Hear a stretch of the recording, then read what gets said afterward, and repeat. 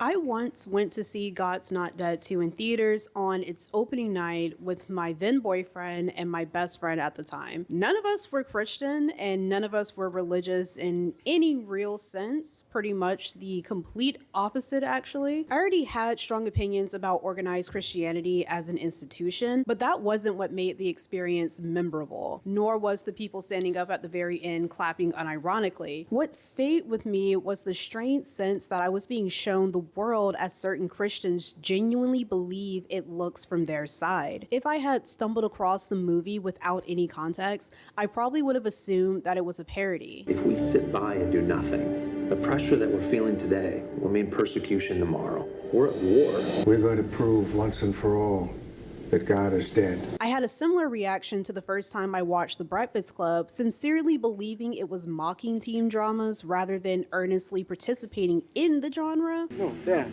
what about you? Fuck you! No, Dad, what about you? Fuck you! God's Not Dead 2 has the same accidental quality, except it plays everything completely straight. The movie believes in itself, and that sincerity is what makes it revealing, often unintentionally funny, but revealing all the same. On a technical level, the film struggles in ways that are hard to ignore. The characters are little more than vehicles for speeches and platitudes in an attempt to add depth. The plot advances through outrage and coincidence, and the legal storyline shows very little interest in how courts actually function. The other night, didn't you tell me that Jesus spoke to you personally? Why are you doing this? I'm the one asking the questions, Miss Wesley. Did you or did you not tell me that Jesus spoke to you personally? Answer the question. Anyone outside the handful of good Christians is a theatrical caricature of the embodiment of selfishness, even when it makes no sense. You know what hate is, Tom? I'm not talking about the fairy tale stuff. I mean real hate. I hate what people like your clients stand for. At first, this just feels sloppy, but as the movie continues, the repetition starts to feel purposeful. Institutions are consistently portrayed as hostile only and solely towards Christians. Mr. Inler, you are out of order. I charge you with contempt. I accept the charge. Authority figures outside of Christianity are written as unreasonable almost by default, and Christian characters are depicted as polite, patient, and careful, even when they're the ones pushing situations further than necessary. I may have a solution. There might be a way around all of this unpleasantness that would satisfy all parties. Pledge not to engage in similar discussion of Jesus in the future. I'm confident that we can move forward on that basis. No. That same approach carried over from God's Not Dead, which I hadn't seen before watching the sequel at the time, and which has now since become a regular feature of my partners and my drunken movie nights. The movie takes a intro-level philosophy class and turns it into an absurd cartoon, largely by giving the professor the most exaggerated characterization imaginable. Do you think you're smarter than me, Wheaton? Do you think there's any argument you can make that I won't have an answer for? In that classroom, there is a God, and yet I'm him. I'm also a jealous God, so do not try to humiliate me in front of my students. He's not just an atheist. He's an atheist the way Christians seem to picture atheists in their worst nightmares. On the first day of class, he fixates almost exclusively on Christian monotheism and requires students to write "God is dead" on a piece of paper and sign it, as though he was inducting them into some cult of his own smugness. The professor comes across as arrogant, flippant, and dismissive in ways that leave no room for subtlety. When a Christian student decides, very reasonably, that he isn't going to do that, the professor's behavior shifts into something openly vindictive. Rather than engaging the student intellectually, he makes a point of trying to humiliate him in front of the class. The result feels less like a story about the assumed rigidity of academia, which is a persistent opinion amongst those who have never truly participated in it, and it's more like someone trying to turn a debate prompt into a morality play. It's also one of the most cartoonish depictions of an atheist I've seen since stumbling into that very specific corner of atheist white boy YouTube where everyone sounds permanently stuck in a high school debate round they can never quite win. Once I stopped believing in Santa Claus and the Easter Bunny and the Tooth Fairy around the age of, I don't know, 6, I also stopped believing in God. Across both films, the audience is gently shoved towards a particular understanding of how Christianity exists in public spaces. Watching them back doesn't feel like I'm really watching a movie, it feels like I'm being handed a self-portrait. The Christians in these stories see themselves as very kind and restrained and perpetually misunderstood, weighed down by a world that insists on treating them unfairly. Their actions are consistently presented as reasonable reactions to provocation, while consequences are simply proof of bias. I think it's time that we stop pretending that we can trust a person like this to serve in a public capacity. In the name of tolerance and diversity, I say we destroy her. Questions of power rarely appear, which keeps the focus on intention and hurt feelings and not impact or authority. Letting either of those things take center stage would disrupt the image the movies are trying to maintain. Once you've seen this perspective laid out so clearly, it becomes difficult not to notice it elsewhere. Which brings us to the University of Oklahoma. A junior psychology student submitted a short reaction paper responding to a peer-reviewed study on gender typicality, peer relations, and mental health. The assignment prompt was loose, the word count modest, and the rubric allowed for a wide range of approaches. The expectation was basic engagement with the material, not agreement with the study's conclusions. The essay that was submitted, though, focused almost entirely on the students' religious beliefs about gender roles, gesturing towards biblical ideals without proper citation, and largely setting the research aside instead of grappling with it. So you were asked to react to something that 50 years ago we would have thought would have been insanity. Yeah, exactly. Yeah, the article was talking about gender stereotypes, and my response was based off of what the Bible says and what God says about gender. I said that there are two genders, and that trying to say that there's anything but that goes directly against the Bible and about what God says. So that would only do more harm to our society, and that was the stance I took on it. The paper received a 0. The feedback cited the lack of empirical evidence and raised concerns about how the student discussed gender nonconforming people within the context of a psychology course and major. One detail that gets left out of this narrative is that another instructor actually reviewed the paper and the comments made by the graduate student, and the grading decision still remained unchanged. What followed looked really familiar to anyone who's watched the God's Not Dead films or have just simply acknowledged the pattern in the States when it comes to news stories like this. The student, Samantha Fulnecki, drew the attention of the local newspaper and later Turning Point USA, where the grading structure was warped into a religious discrimination case. Our friends at Turning Point USA on their Twitter account had this to say: "We should not be letting mentally ill professors around students. Clearly, this professor lacks the intellectual maturity to set her own bias aside and take grading seriously. Professors like this are the very reason why conservatives can't voice their beliefs in the classroom." Once that interpretation circulated among a Christian audience already primed for outrage, a routine grading decision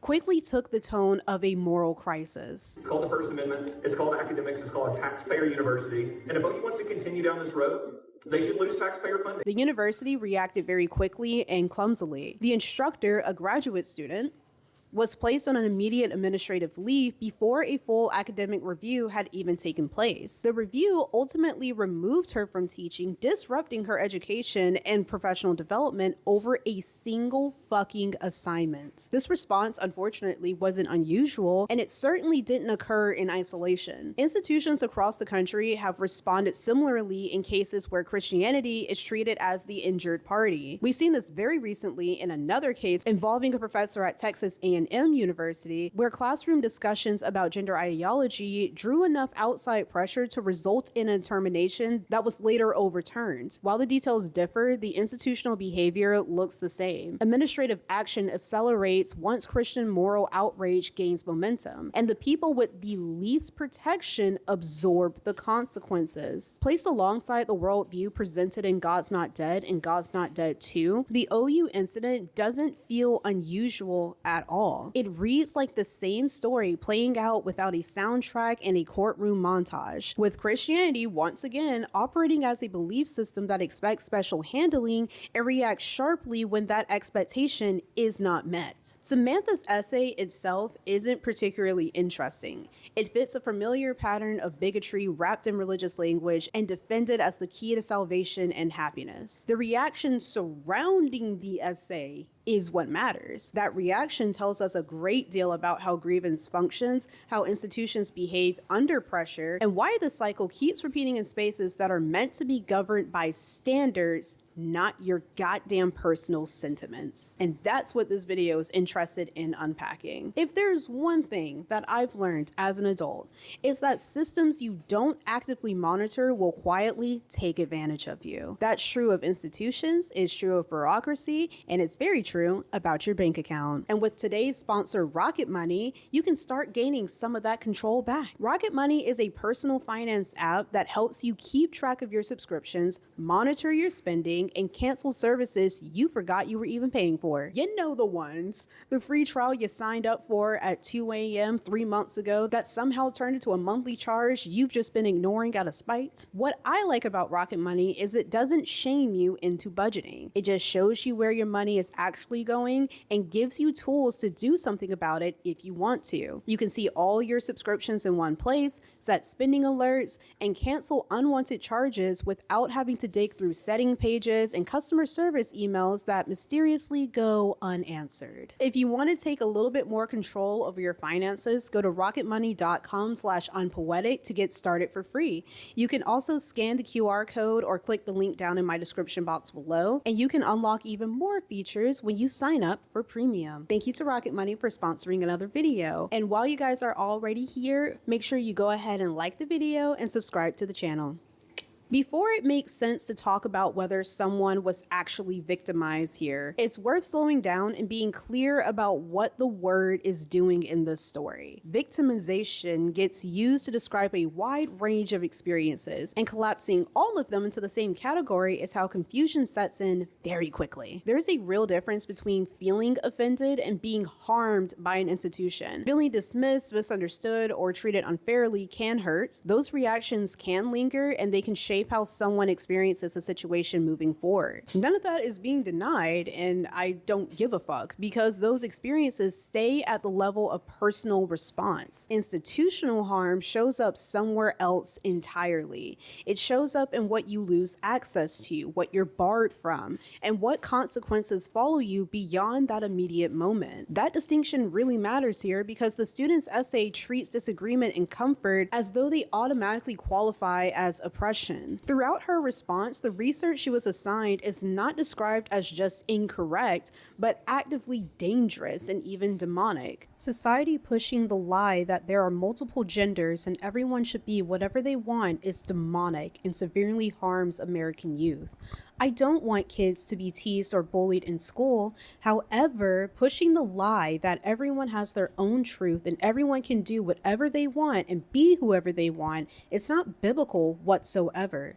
The Bible says that our lives are not our own, but that our lives and bodies belong to the Lord for His glory. I definitely didn't mean that offensively. I think a lot of people are assuming that I meant that transgender people are demonic, and that's not what I meant at all. That's definitely not what I meant. And I didn't mean the demonic part in an offensive way. The presence of ideas she agrees with is treated as an attack on the truth itself. Once you approach things that way, a lot of categories start to collapse into nothingness. Exposure to disagreement can start to feel indistinguishable from harm, and any space that doesn't affirm belief starts to look hostile by default. Institutions, however, don't victimize people simply by declining to agree with them. Institutional harm involves patterns and consequences. It involves penalties that affect your education, your job, or your legal standing. It shows up when rules are enforced unevenly, when access is restricted, when the same kinds of people consistently absorb the fallout while others don't. When we look at the University of Oklahoma case with that in mind, the mismatch is hard to not see. The student was not removed from her program. She wasn't suspended, expelled, or disciplined. Her access to education stayed the same. Her beliefs were not restricted. She was allowed to write exactly what she wrote. She can spread all the bigotry that she wants. The only outcome was a 0 on a single assignment because the work didn't meet the instructor's expectations. That ain't persecution. That's grading. Grading that someone can disagree with. Grading that I kind of disagree with. When I read Samantha's essay without first looking at the rubric, I would have failed her as well. The writing is sloppy, full of run-on sentences, and packed with unexplained Christian mythology that assumes the reader already knows about her framework.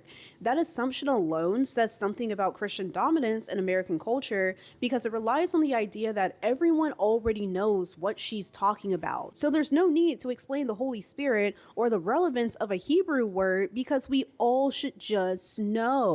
We should all know the lore. I had to read the essay more than once just to be sure I understood her points rather than filling in the gaps myself. When I read the study she was supposed to be responding to, I struggled to draw connections between her essay and the research beyond maybe just the abstract. The study didn't argue for or against gender nonconformity, trans identity, or gender as a spectrum. It examined how perceived gender typicality or atypicality affects students' social standing within peer groups. Samantha's response largely drifted into a tangential argument about returning to biblical gender roles, whatever those are, with a vague hand wave towards justifying bullying in school settings when students don't conform to those roles. This is the future of psychology. The article discussed peers using teasing as a way to enforce gender norms. I don't necessarily see this as a problem. God made male and female and made us differently from each other on purpose and for a purpose. That said, when I read the rubric, it was extremely loose, broad to the point of generosity. This was clearly supposed to just be a participation grade. The students' response arguably fits some of its language, particularly the sections about students being able to discuss whether the topic is important or not, or applying the study to their own personal experience. Even with that leeway though, the work still warranted a failing grade. Sloppy writing, unsupported claims, and minimum, damn near non-existent engagement with the assigned material are still problems, even under flexible criteria. The arguments of the rubric not directly requiring empirical evidence can quickly be disregarded because Samantha didn't simply assert a personal opinion, she made a claim that directly contradicted the research she did not read. When you make a claim, especially in a soft science, you need to support that claim even if it were just using only anecdotal evidence. What's maddening about the situation is that assuming Samantha's beliefs are sincere, and that's the assumption I'm working from, because even if she is a grifter, the people amplifying her certainly do believe what they're saying. Samantha appears genuinely confused about what oppression actually looks like. She also doesn't seem especially interested in finding out. There's no curiosity about whether her arguments were supported, whether she addressed the research she was assigned, or whether her tone made sense for a psychology course and major. The problem is located entirely outside the work itself. That's where the idea of victimization starts doing a lot of work it can't really support. I have been slightly nervous to go to my classes and things just because I know what people are saying online, and I don't know how serious people are with comments they make or messages they send me because I've just never experienced anything like this before. What complicates the picture is that someone in this situation did experience institutional consequences, and it was not the student. The instructor, a trans graduate student, lost her teaching role and had her academic trajectory disrupted after the controversy escalated. That outcome extended beyond a single moment, beyond a single assignment, and into real professional consequences that are not proportional. If we're going to talk seriously about harm, that's where it shows up. The imbalance here is so obvious. The person claiming persecution experienced a routine academic outcome. The person enforcing academic standards experienced removal, scrutiny, and career disruption. I think the right thing to do is to put the instructor on leave to kind of show that they don't stand for religious discrimination. I think that was a good thing that the university did to show everyone watching that this isn't something they stand for. It's not random. It happened because institutions respond differently to grievance depending on who is expressing it and how that grievance is presented. Understanding institutional victimization means paying attention to where the consequences actually land, not where the feelings are the loudest. In this case, the harm followed the person with the least institutional power, while the person claiming harm walked away with her access intact and emerged as the latest spokesperson for the religious right. If you're claiming institutional harm, then you should probably make sure that that institution is not going to capitulate to you.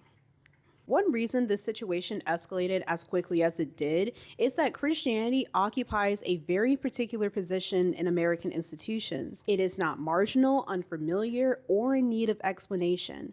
Christian language, symbols, and assumptions are already embedded into public life in ways that rarely register as remarkable to the people who benefit from them. That familiarity produces expectations, even when no one states them outright. You can hear those expectations whenever people feel the need to preface criticism with lines like, "I don't have a problem with Christianity," or "people can believe whatever they want." Those disclaimers usually aren't about belief itself, nor are they necessary because those messages are often implied. Those statements are about signaling deference to Christianity as a cultural force. American norms make that deference feel mandatory, even when the discussion is clearly about power, not your personal faith. Those expectations become even more visible when Christianity runs into spaces that operate on standards. Universities are one of those spaces, or at least they are in theory. Academic work is supposed to be evaluated on engagement, coherence, and evidence. That doesn't mean classrooms are value-free, but it does mean belief alone isn't treated as sufficient. Claims are expected to connect to the material. Arguments are expected to show their work. Tone and scope matter, especially in fields like psychology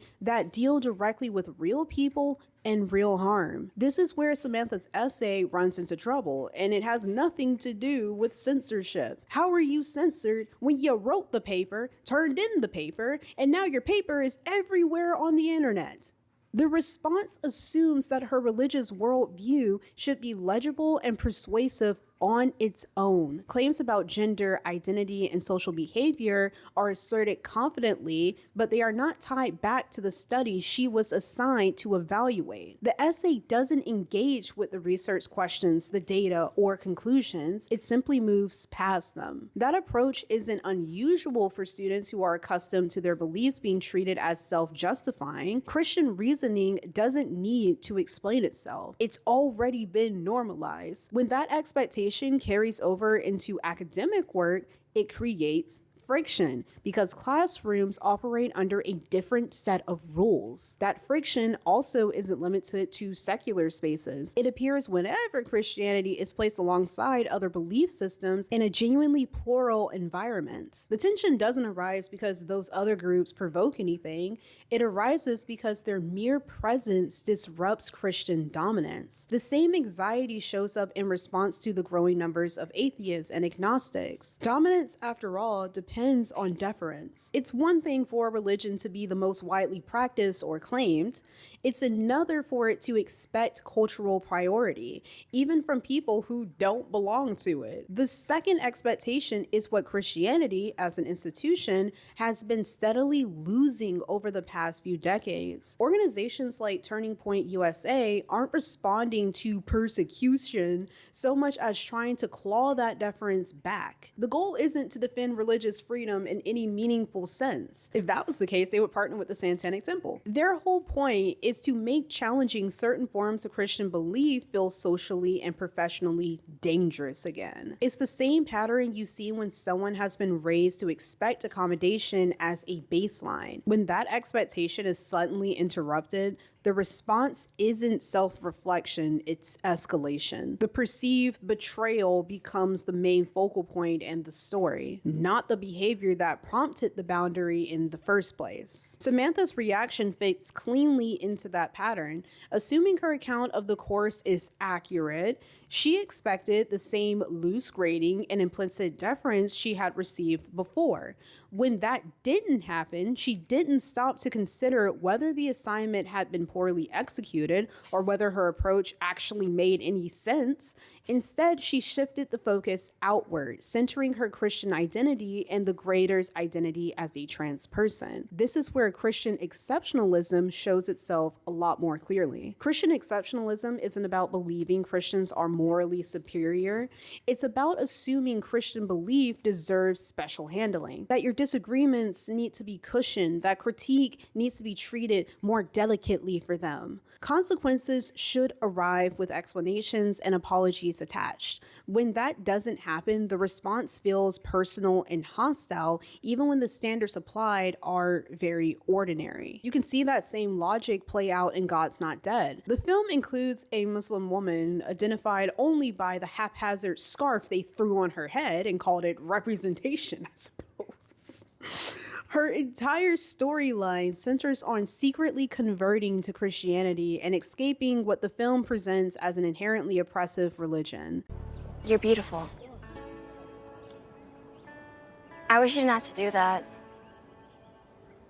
It's for my father. He's very traditional. Islam in this worldview is something people are forced into, especially women. The implication is that no one would freely choose it, which is why Islamic societies are portrayed as needing authoritarian enforcement. The contradiction here is wild. American Christians insist they value religious freedom while consistently pushing for a cultural and political order where Christianity holds special authority. That tension is resolved internally by declaring Christianity uniquely good, uniquely correct, and therefore uniquely deserving of dominance. When Christianity exerts power, it's treated as moral leadership. When it encounters resistance, the resistance is always persecution and evil. That same logic underpins the OU incident. Christian belief is assumed to warrant deference.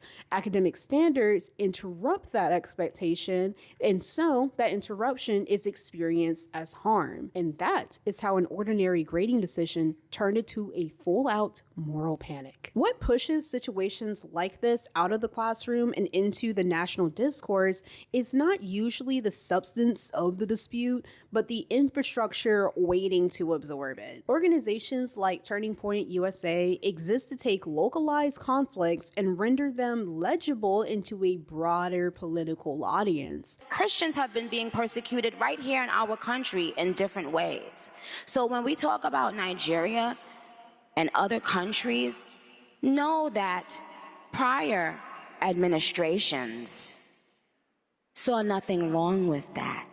They don't investigate, they don't care, they just package. Turning Point USA understands its audience well enough to know which narratives will land immediately and which details will slow things down. Academic procedures, grading rubrics, and disciplinary norms are rarely useful here because they introduce a little bit of ambiguity. What works better is a story that aligns with something the audience already believes about universities, religion, and cultural hostility. In this ecosystem, grievance operates almost like a raw material. A complaint that might otherwise remain personal or administrative is filtered through language that emphasizes the injury, marginalization, and moral urgency. The more emotionally resonant the language becomes, the less tethered it needs to be to the original context. By the time the story circulates widely, the specifics no longer really matter. What matters is that it feels like another example of a pattern the audience has already been primed to recognize. Media coverage then tends to amplify that very effect, even when outlets are trying to remain neutral. Reporting often centers the controversy itself rather than the underlying process, which shifts attention towards perception and away from verification. Once the focus settles on how a situation is being received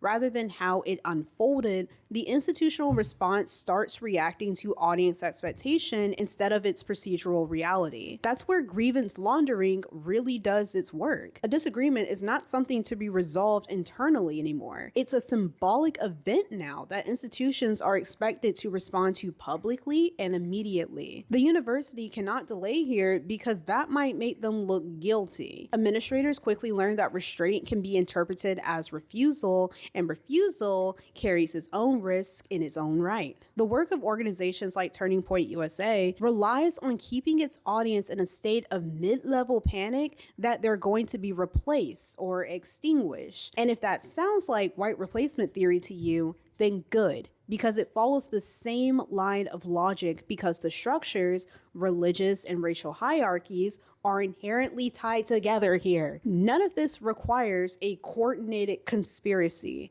It relies on incentives that already exist: exposure, capital, and power. Often in that order. This process keeps repeating because it works. It works politically, it works rhetorically, and it works administratively. Once the grievance is cleaned up, simplified, and redistributed at scale, reversing its effects becomes nearly impossible because the story has already done its job. It really is tempting to treat this entire situation as an internet spectacle and leave it there. I've seen a wealth of video essays that do just that. They read the essay, they read the articles, and maybe even the study. They make fun of Samantha and then they wrap it up. A bad essay, an overreaction, a familiar set of actors doing what they always do. In that sense, it fits neatly alongside the stories told in God's Not Dead and God's Not Dead 2, where ordinary institutional boundaries are rewritten as existential threats. Those movies feel exaggerated, but the logic of them is persistent in these kinds of Christians' worldview, and they try to act them out, to play them out in real life, because that is all they see. It's not just about the heavily publicized cases like this. This is how people operate on a day-to-day basis in certain areas. What this case makes clear is that the issue was never one student's faith or one instructor's identity. It was about expectations colliding with standards. Christianity in the United States still operates with an assumption of cultural priority, and when that assumption is not met, the response often escalates quickly. That escalation doesn't happen by happenstance. It's encouraged, amplified, and rewarded. Groups like Turning Point USA didn't invent this dynamic, but they do understand how to use it. Media outlets didn't create the pressure, but they helped move it along. The university may not intend it to harm anyone, but they followed a playbook that consistently sacrifices the people with the least protection in the name of appearing responsive. And that alone does all the harm. None of this requires believing that everyone involved acted maliciously, even though they did. It only requires acknowledging that institutions have learned which complaints carry weight and which ones do not, and that Christian grievance still travels unusually well in American public life. The uncomfortable takeaway here is not that Christianity is under attack, nor has it ever been, but that it remains powerful enough to reshape outcomes if it presents itself as aggrieved. So at the end of the day, the student kept her access, her future, and gained a platform. The instructor lost professional ground and probably has to go through a legal battle to gain it back. That imbalance is the story. If there's anything worth sitting with after all of this, it's the realization that institutions don't drift into these outcomes accidentally. They move there because it feels safer, because they've been trained to prioritize optics over process, and because the cost is almost always paid by someone easier to remove from the narrative. Because the news cycle ends here. It ends with the conclusion of Samantha's story, of Samantha's grievance. It won't continue to pick up with whatever happens next with the instructor or the former instructor. This ain't a story about faith. It's a story about power, deference, and the quiet ways and not so quiet ways standards get bent when certain beliefs expect to be handled differently. And until institutions are willing to confront that expectation directly and without cowardice, this won't be the last time we see this play out. Thanks for watching.